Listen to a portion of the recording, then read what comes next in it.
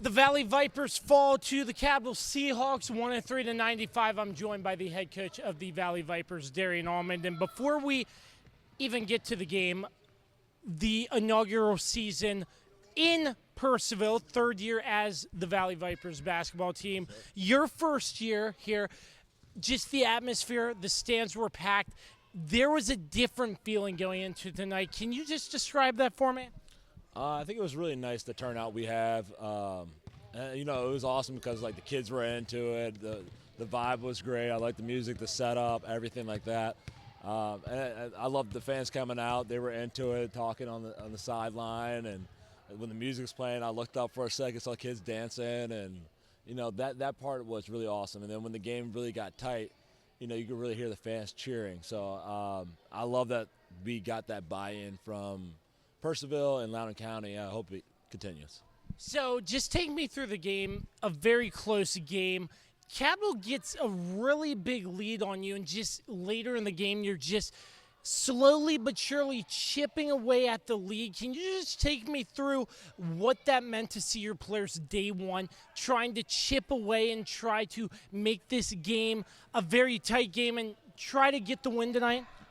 A loss is a loss, but I do believe I was super proud of our team, the way we kept fighting. We were just trying to chip away. We didn't shoot the ball good tonight, and I think ultimately that's what cost us the game. We just didn't shoot good from the three. But, it was more than half of our team's first time playing pro basketball. So I think that took a half of an adjustment to get caught up in the speed.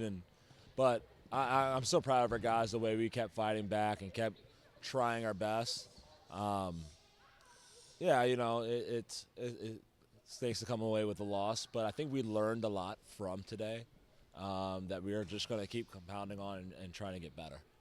You mentioned some of your players are new to pro basketball, and there was that adjustment period. As the head coach, how are you handling your players and sort of being patient with them as they're adjusting? I mean, pro basketball, you're trying to come out and win every game, but that adjustment period, what is that like in your mind, and how well do you think your players bought in towards the end of the game with more basketball to play, with this only being game number one? I think everybody bought in very well. Like, I think, on the sideline we're saying, everybody kept saying we're not giving up. I think we all refused to basically get drilled and kept playing. And a lot of teams would have folded there, and I was really proud of our guys. And you know what? We went in the locker room, we talked.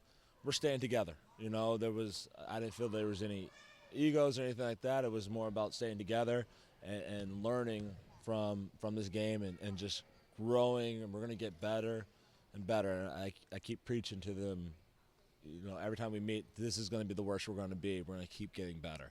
So, we're filing stuff away. We're going to keep doing scouting. We're going to keep working hard and practicing, and hopefully, we keep getting better to where, these close games become wins. So this game, and most of the players, just pointing out Darien Benford, first overall pick in the draft, Quentin Scott, seemed like your players in the continuity together, they were meshing together very well on the court. Did you sort of see that, and take me through just the on-court play from your players? I think offensively we still got a long way to go in terms of just getting in the right spots and moving the ball. Defensively, I think the first quarter was rough, but I think we kind of started to figure out. I think the fourth quarter, we figured out a lot of things, and we started playing more together, and we started having more of an emphasis on pushing the ball and getting downhill, and fighting for one another, and started to trust each other a little bit more on defensive end. So with that, you have a game Sunday, as we are taping this interview, Sunday afternoon. So just take me through a quick turnaround. How do you sort of preach to your team to just flush this one out quickly and get to the next game, or what is that like in your mind? I don't want them to flush this out quickly. I want them to understand what we did tonight and where we went wrong and could have probably won, and then get better at it. And then the quick turnaround is we got the Crusaders, I believe, tomorrow, and go back, watch film, see what they do, and come out here and hopefully we got the same crowd that we had tonight, or at least the same amount of people, and try to give us our all and try to build on like what we did this fourth quarter and how we had that comeback.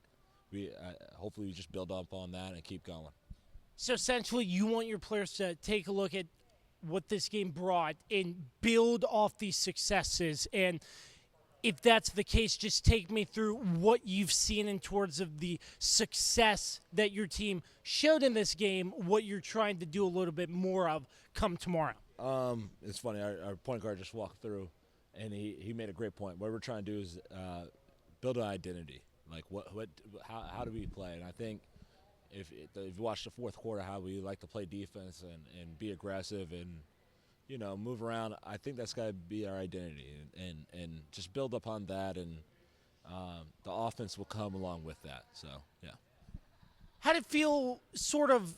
I know from your past you've been an assistant coach, but you and Coach Frederick working well together, you're the head coach. Was there sort of any differences in that respect, in the fact that this is pro ball? What was that sort of like that experience for you? Well, I was head coach of my team. I also did assistant on the side, but really the learning just like the timeout coming in out of that, the setup before the game. Just not only the players were learning, we were learning that too. Just like the speed, I was familiar with. I wasn't too surprised by that. It was just the little stuff. Of course, the rules are like I understand the rules, but we're still getting used to. I think all the players still getting used to all the rules and the atmosphere, but it was awesome. So I'm excited. Again, the kids, the players are not the only people that learned here. Is us as a coaching staff just getting better and building upon that as well. And just having Casey alongside you, how huge is that? Oh, huge. The guy knows basketball. He's really great at communicating to the guys as well while he's on the bench and helping me out, and he's great at scouting as well. So him being there, just we can talk stuff out and try to do the best for this team. Yeah.